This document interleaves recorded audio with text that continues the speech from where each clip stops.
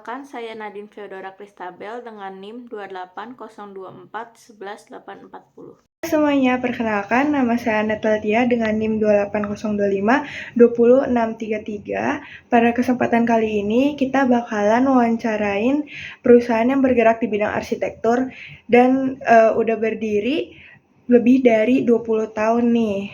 Nah, langsung aja kita simak wawancara berikut ini. Selamat pagi Pak, Bu.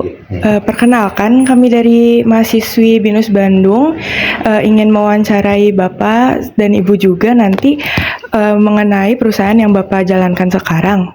Perkenalkan, nama saya Anet dan ada rekan saya nanti namanya Nadine. Mungkin Bapak boleh memperkenalkan diri sedikit Pak untuk nama dan jabatannya di kantor ini.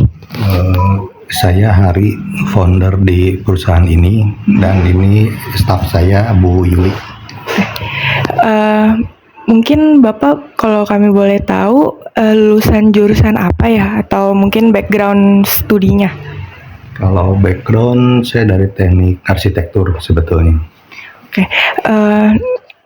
Untuk jenis perusahaan yang sedang Bapak jalankan ini tipenya apa ya Pak? Kita lebih ke rancang bangun, sama ada beberapa lokasi develop juga. Oke, baik.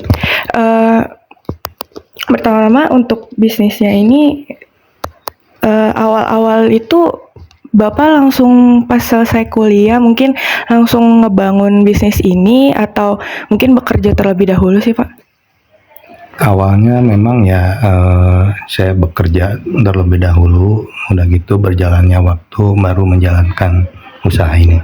Oke, berarti apakah perusahaan yang sekarang Bapak jalankan itu berdasarkan passion Bapak atau mungkin awal-awal kayak melihat pasar dulu yang dibutuhkan apa, baru oh ternyata bisnisnya kayaknya boleh nih dijalankan di bidang ini gitu, atau sesuai dengan passion Bapak? Sebetulnya kan bisnis ini tuh kan sudah umum ya, cuman karena latar belakang pendidikan saya juga akhirnya ya membawa saya menjalankan usaha ini gitu. Untuk nge-build bisnis ini awalnya idenya bagaimana sih Pak? Mungkin dari pasar yang membutuhkan, atau Bapak bagaimana melihat peluang ide bisnis ini berjalan hingga sukses gitu Pak? Kalau kebutuhan, karena kita melihat sebetulnya kan yang namanya rumah tinggal itu kan kebutuhan pokok ya, kebutuhan pokok, dan itu dibutuhkan untuk setiap orang. Makanya ya walaupun ada beberapa, karena kita melihat kebutuhan masih cukup banyak, akhirnya ya kita coba tetap jalankan usaha ini gitu.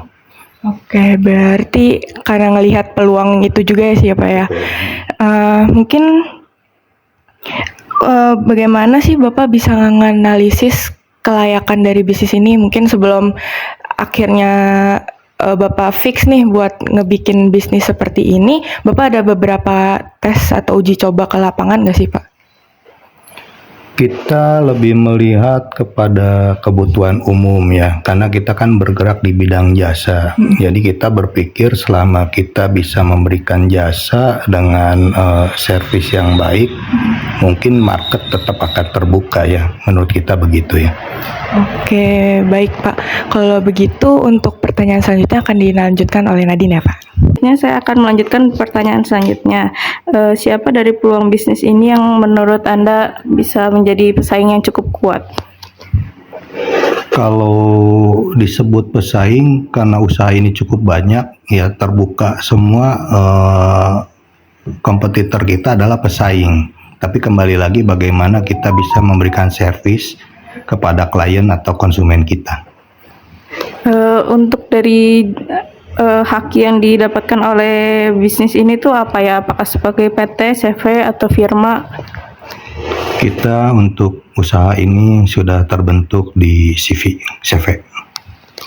Lalu bagaimana Anda memandang bahwa pentingnya haki ini terhadap berkembangnya usaha ini? Dengan Haki karena secara legalitas itu kan lebih diakui, mungkin secara kredibilitas pun perusahaan ini lebih terpercaya ya dengan adanya kita Haki tersebut. Untuk selanjutnya, bagaimana Anda memprediksi masa depan dari bisnis ini?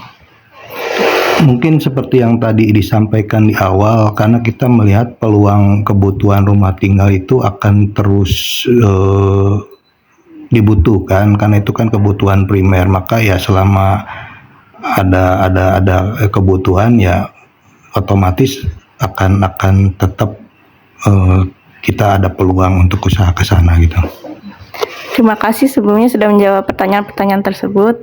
Nah, gimana wawancaranya? Menarik gak? Makasih ya yang udah nonton sampai akhir. Mohon maaf bila ada perkataan yang kurang mengenakan. Dan terima kasih.